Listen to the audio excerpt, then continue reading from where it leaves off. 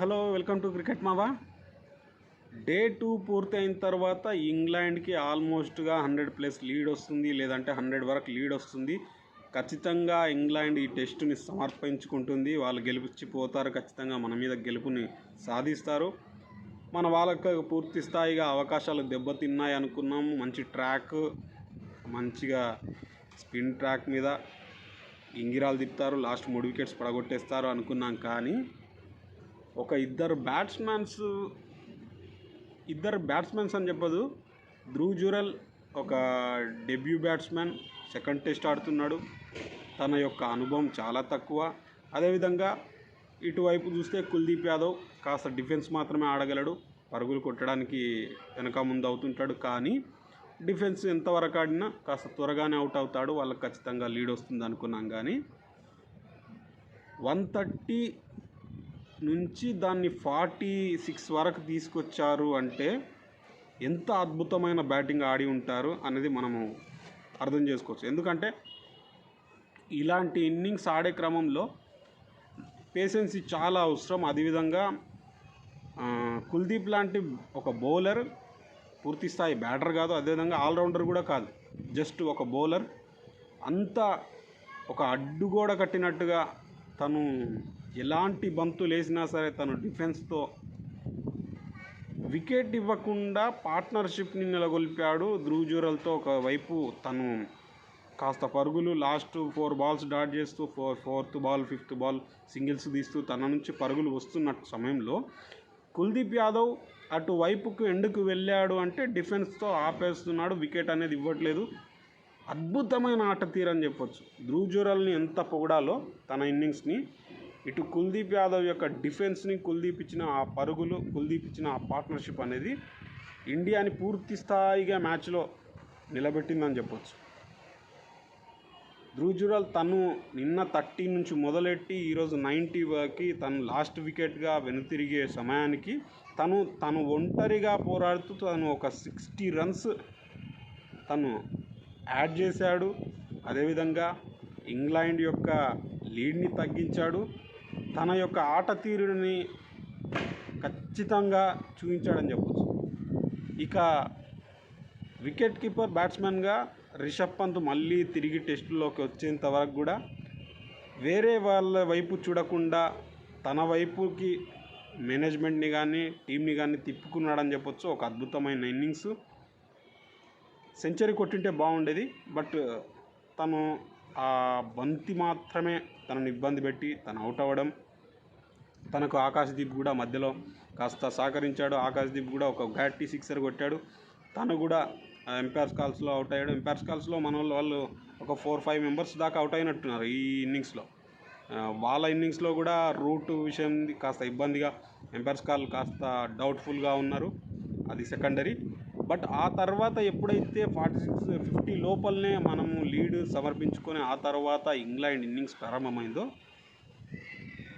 ఈ సిరీస్ మొత్తంలో అశ్విన్ అంత యాక్టివ్గా కనిపించట్లేదు. అశ్విన్లో ఆ రిథం లేదు. అశ్విన్ కాస్త ఇబ్బందిగా ఉన్నాడు అనిపించింది. కానీ ఈ ఇన్నింగ్స్లో మాత్రం శుభ్రంగా ఇబ్బంది లేదు, నేను బాగానే ఉన్నాను అని చెప్పేసి మంచి స్టార్ట్ అయితే ఇచ్చాడు. 19కే 2 వికెట్స్ తీశాడు. టప్పీ మన 2 వికెట్స్ తీశాడు. వికెట్స్ తీస్తున్న తర్వాత క్రాలీ, అదేవిధంగా బెయిర్స్టో ఇద్దరు కూడా కాస్త పార్ట్నర్షిప్ బిల్డ్ అవుతుంది, ఏంటి మళ్ళీ పార్ట్నర్షిప్ బిల్డ్ అవుతుంది అనుకున్న టైంలో కుల్దీప్ వచ్చాడు. కుల్దీప్, జడ్డు ఇద్దరు కలిసి మళ్ళీ వాళ్ళు వికెట్స్ ఇవ్వడం మొదలెట్టారు. కాస్త చివర్లో కాస్త చికాకు తెప్పించిన అశ్విన్ వచ్చేసి మళ్ళీ శుభ్రంగా తన వికెట్స్ తీశాడు. ఎప్పుడైతే అశ్విన్ తన నుంచి మొదట్లోనే వికెట్స్ వచ్చాయో అక్కడ మన వాళ్ళకి కాస్త కాన్ఫిడెన్స్ వచ్చింది. ట్రాక్ మీద కాస్త ఇబ్బంది పెట్టవచ్చు అనుకున్నాము. అదే టైంలో కుల్దీప్ కూడా తను టర్న్ చేయడం, కుల్దీప్ బెన్ స్ట్రోక్ వేసిన బంతి చాలా కామెడీగా అనిపించింది. ఎందుకంటే కుల్దీప్ అదే విధంగా అవుట్ అయ్యాడు. తను అండర్సన్ బౌలింగ్లో మంచి డిఫెన్స్ చేస్తున్న టైంలో అది కాస్త ఎడ్జ్ అయిపోయి మళ్ళీ డౌన్ పూర్తి స్థాయిగా లో అయిపోయి బౌల్డ్ కావడం. అదే విధంగా ఇటువైపు బెన్ స్ట్రోక్ కూడా అదే విధంగా కుల్దీప్ బౌలింగ్లో అవుట్ అవడం అనేది కాస్త విచిత్రంగా అనిపించింది. తనకు జరిగిందే వాళ్ళ టీంలో కెప్టెన్కి జరిగిందే అన్నట్టుగా అనిపించింది.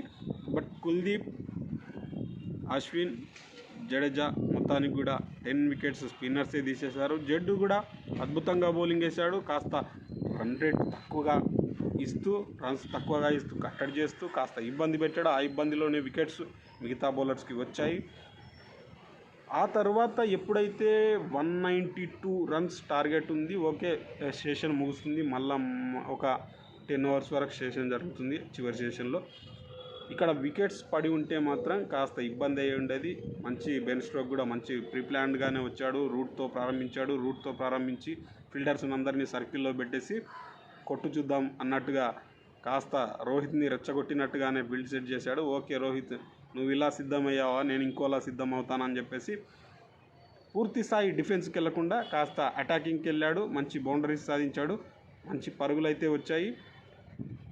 ఇక భారత్కి కావాల్సింది ఇంకా 152 రన్స్ మాత్రమే. 2 డేస్ ఆట మిగిలింది. మరి మొదటి సెషన్లో ఎంత కీలకంగా పరుగులు రాబడతారు, అదేవిధంగా ఈ ఓపెనింగ్ జోడీతో పాటు మిగతా బ్యాటర్స్ గిల్ కానీ అదేవిధంగా పట్టిదారు కానీ త్వరగా అవుట్ కాకుండా ఖచ్చితంగా నిలబడితే మ్యాచ్ అనేది 2 సెషన్స్లో విజయం సాధించేస్తాం, దాంట్లో డౌట్ లేదు. కానీ ఏమాత్రం మొదటి సెషన్లో ఎక్కువగా వికెట్లు ఇచ్చాము, ఒక 3-4 వికెట్స్ ఇచ్చామంటే మాత్రం ఖచ్చితంగా ఈ మిగిలిన 152 రన్స్ ఏదైతే ఉందో ఆ 152 రన్స్ కొట్టడానికి కూడా కాస్త ఇబ్బందికరంగానే ఉంటుంది. ఎందుకంటే పిచ్ మంచి క్రాక్స్ వచ్చాయి. ఆ క్రాక్స్ మీద బంతులు పడుతున్నప్పుడు బౌల్డ్ అవుతున్నారు. మనం చూసాం ధ్రువ్ అవుట్ అయినటువంటి బంతిని కూడా మంచి క్రాక్ మీద పడింది, కరెక్ట్గా వికెట్ లోపలికి వచ్చేసింది, బౌల్డ్ అయిపోయాడు. అలాంటి క్రాక్స్ మీద పడి బంతులు కాస్త లోగా వస్తున్నాయి, అదేవిధంగా కాస్త పడ్డప్పుడు కూడా స్పీడ్గా వచ్చేస్తున్నాయి. కాబట్టి వికెట్స్ పడే అవకాశాలు కూడా ఎక్కువగా ఉంటాయి. కాస్త చూసి మన వాళ్ళు నిదానంగా ఇక్కడే సిరీస్ని ముగిస్తారా, లేదంటే ఇంగ్లాండ్ ఏమైనా చిత్ర విచిత్రాలు చేస్తుందా మొదటి సెషన్లో? మ్యాక్సిమం మనకు మొదటి సెషన్లో మ్యాచ్ పరిస్థితి ఏంది, మ్యాచ్ స్థితి ఏంది, మ్యాచ్ విజయ అవకాశాలు మన వైపా వారి వైపా అనేది అర్థమైపోతుంది. కానీ ఇండియా విజయం సాధిస్తుంది అనేది నాకైతే నమ్మకం ఉంది. దాంట్లో ఎలాంటి డౌట్ లేదు. ఎందుకంటే రోహిత్ శర్మ అదేవిధంగా యశస్వి జైస్వాల్ ఆడుతున్న తీరును చూస్తే వాళ్ళు ఇంకొక 50 రన్స్ వరకు యాడ్ చేసినా మిగతా బ్యాటర్స్ మిగతా పనిని పూర్తి చేస్తారు అని అనిపిస్తుంది. మరి చూద్దాం. మరి ఈ వీడియో గురించి మీరేమనుకుంటున్నారో లైక్ చేయండి, కామెంట్ చేయండి, షేర్ చేయండి.